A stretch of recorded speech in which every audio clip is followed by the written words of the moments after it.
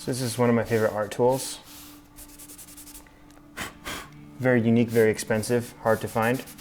It's called a paper towel. Okay, so I just took some of this dirty charcoal at the bottom of my easel here, and you can actually just rub even a piece of willow charcoal onto a paper towel or something, and be able to put it down to make a tone to work with.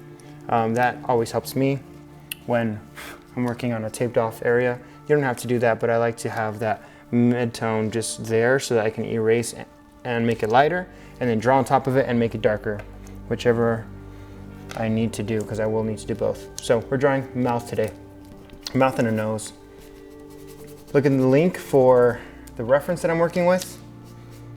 I'll drop it in there. You can download it and draw along with me. So right now I'm just taking this kneaded eraser and pretty much drawing negatively. So adding the light by removing the charcoal of where everything is gonna go, getting an idea of where I want my proportions to be.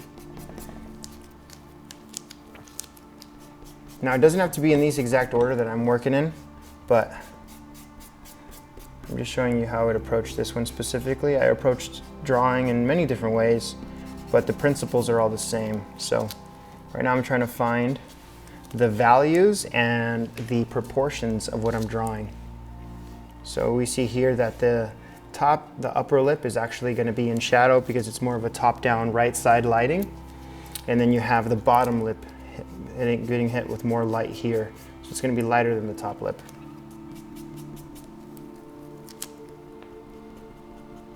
And then you're going to see that some of the surfaces that are more directly in line with the light source are going to be brightest. You're going to have the highlight of the nose right here too. I'll talk about the nose just a little bit as I draw too, but it's going to be more focused on the mouth itself. But a mouth without a nose kind of looks kind of weird. So we're dropping that in as well. Now you can kind of see where it's going to start to be. Don't go too hard with the kneaded eraser because you're going to go way too light, way too quickly. Now I'm just take this, we'll take this piece of willow charcoal. This is just more willow charcoal. I'm going to start to add in where I want things to be. So this is the middle of the mouth here. I'm not doing the curve of the mouth yet, but that's kind of where I want it to be. And then I see that from the middle of the mouth to the top of the lip, it's about this high. And then that middle of the mouth to the top lip doubled, so the same dimension as this to the bottom is going to give us our length of the bottom lip, right? And if we split that down, just split this down the middle, let's pretend it's completely symmetrical. It's not, it's a little bit off center, but it's okay. Then the nose is going to be, the tip of the nose is going to be somewhere in here.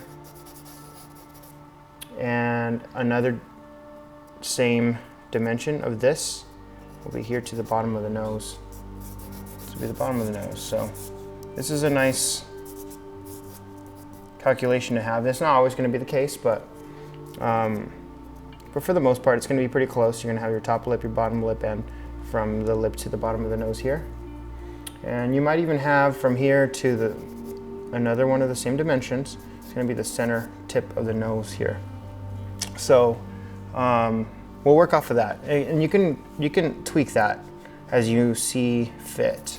It's not going to be exact always, but it's a good thumbnail to kind of follow. Rule of thumb, thumbnail, that's not a thumbnail. Thumbnail is different, that's for YouTube. So we have angles down here that are kind of offshooting from the same angles of the nostrils here, kind of that way. The edge of the nostril, I should say, the outside edge. And then we can have it come back out this way. The lower lip is going to be a little bit more volume to it, so it'll curve out a little more than the upper lip. And the upper lip is going to be more of a sharper angle. Remember to get those angles, don't try to do this whole curve in one stroke because you're going to get it messed up. It's going to be a lot harder to nail that than to nail just the specific angles one at a time.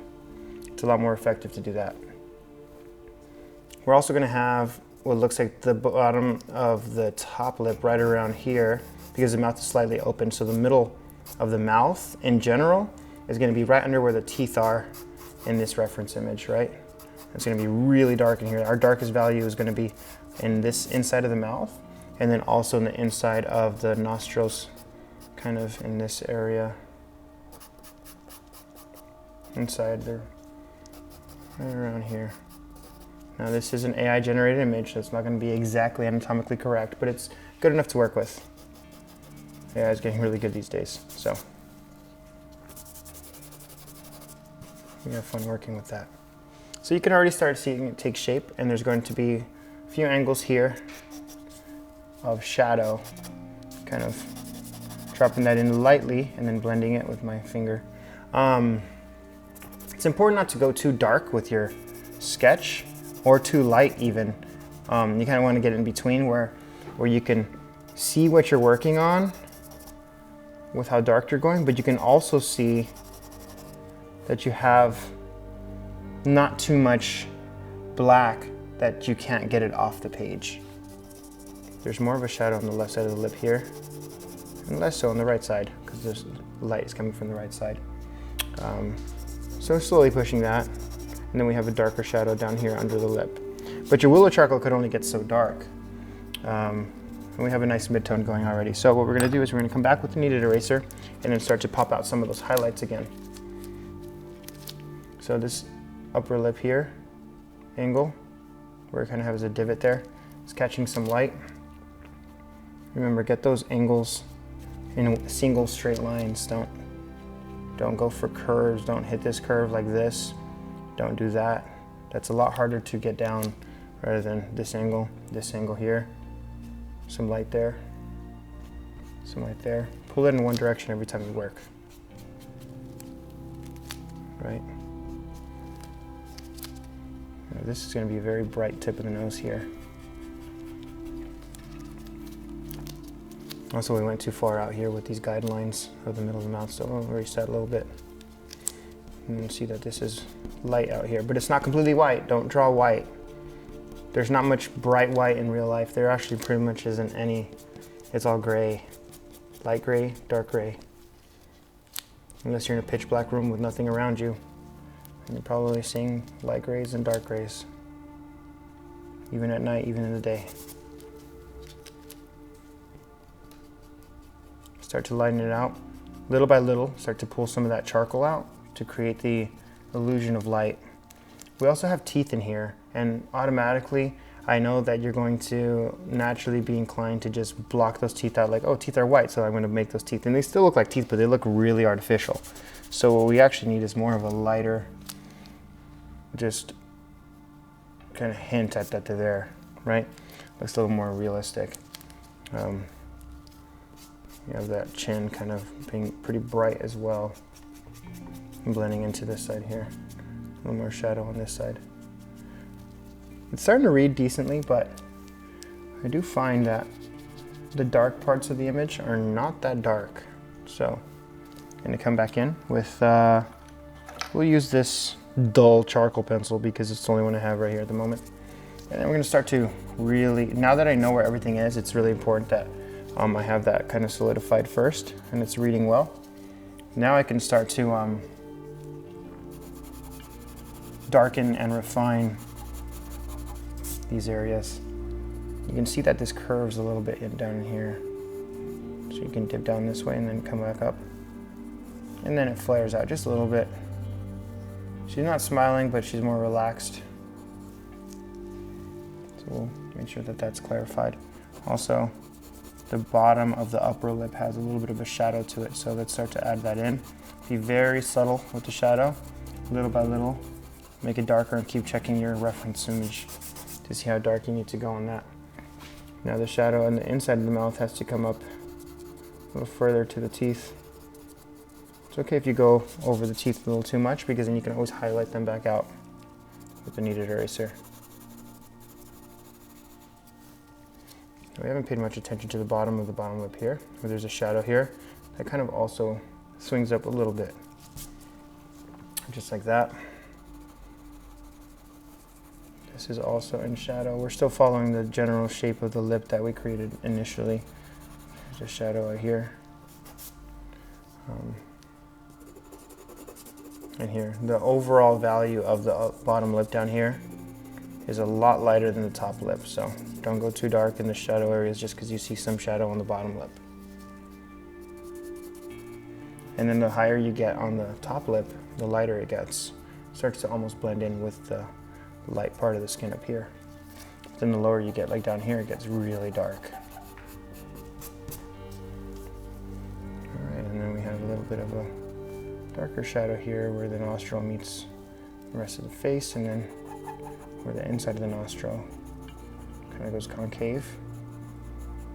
Down here it's a little bit more of a gradient between the grays, and then up here it's a more of a sharper end from our angle.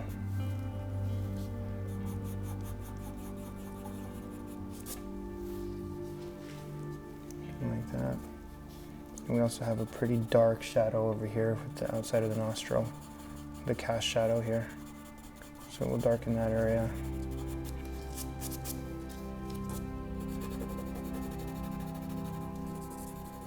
This is a soft compressed charcoal, by the way. I only use soft compressed charcoals. I don't really use medium or hard, because all that is just a harder pencil to work with, in my opinion. If you need to make something light, then you should just be able to use your soft pencil, which is actually naturally darker, and use it lighter. Be lighter with your touch. And you can get the wide range of variety, because if you have a hard pencil and you're trying to go dark, you're just going to tear your paper. You're going to dig divots into it, and it's not going to go well because it's not really going to get that dark. So I'd recommend just being able to adapt and control the material more than trying to use different material to achieve different things. For the most part, you can use some basic stuff like the willow charcoal we started off with, and this compressed charcoal. And back to the kneaded eraser here. Oh, I like this one more. They're both very gross and dirty kneaded erasers. Yours are probably a lot lighter, which is good. These are probably overdue retirement here, but I just start drawing and I don't replace them much enough. So they just kind of are overused and abused by me until they start to fall apart.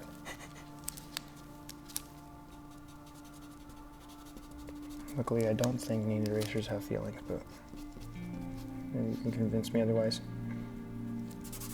So I think this is getting a nice overall value, nice soft values, nice grays going on, but you see how the upper lip is still in shadow, but it's not quite black, and then the lower lip is still in the light, but it's not quite white. It's really important that you find that in your drawing, that you're able to squint at your drawing and it reads similar to the reference. And if it's not reading similar to the reference, it has nothing to do with your details. It has to do with your structure and your overall bigger parts of your drawing. So make sure that those are sound in terms of proportion and value. But yeah, hopefully this was helpful, guys. This is just how to draw a mouth with charcoal. Quick tutorial. Let's take this tape off to show you guys the finished result. And of course, I got the rest of it really dirty, so it's not going to be the cleanest of lines here. But this is just some general masking tape. Oh, there we go. And then it's hard to get under this thing. Look at this innovation right here. Boom. And there we have our sketch of a mouth and a little bit of a nose. Here we go.